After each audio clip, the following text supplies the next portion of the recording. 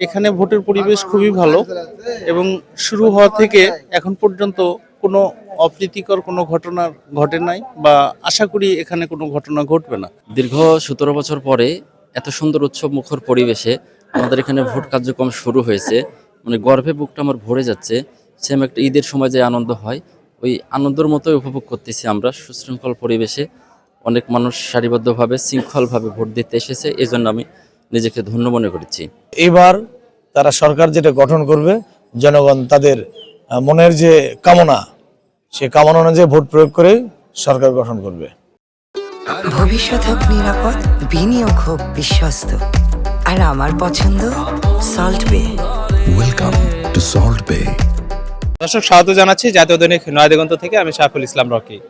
শুরু হয়ে গেছে ত্রয়োদশ জাতীয় সংসদ নির্বাচন।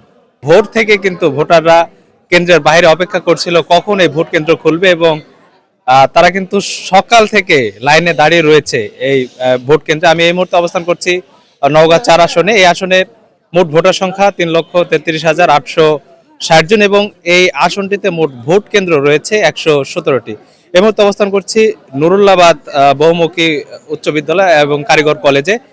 এই ভোট কেন্দ্রে কিন্তু একটু আগেই ভোট প্রদান করে গেলেন নওগাঁ জেলা শাখার আমির এবং 11 দলীয় ঐক্য জোটের প্রার্থী ক্ষমা আব্দুর রাকিব। তিনি ইতিমধ্যে কিন্তু এই কেন্দ্রে তার যে ভোটটি, সেই ভোটটি প্রদান করলেন। তার সাথে সাথে আপনাদের একটু জানিয়ে রাখি, আপনারা জানেন যে এই ত্রয়োদশ জাতীয় সংসদ নির্বাচন একদিনে ভোট এবং গণভোট হচ্ছে। গণভোটের কারণে কিন্তু সকাল 7:30টা থেকেই কিন্তু ভোট প্রদান শুরু হয়েছে, যা আমার পিছনে আপনারা দেখতে পাচ্ছেন যে ভোটারদের কিন্তু স্বতঃস্ফূর্ত অংশগ্রহণ। এবং আপনাদের যেটা আগেই বলে রেখেছিলাম যে ভোট প্রদানের জন্য কিন্তু সেই সকাল অনেকেই কিন্তু ফজরের নামাজ পড়ে এই কেন্দ্রের বাইরে অপেক্ষা করছিল কখন এই ভোট কেন্দ্র খুলবে, এবং তারা কিন্তু কেন্দ্র খোলার সাথে সাথে আপনারা দেখতে পাচ্ছেন যে পিছনে সারিবদ্ধ হয়ে দাঁড়িয়েছে। এবং আমার সামনে আরো একটি বুথ রয়েছে, বেশ কয়েকটা বুথে বুথে কিন্তু ভাগ করা রয়েছে, এবং এরই অপোজিট সাইডে মহিলা ভোটার কেন্দ্র রয়েছে।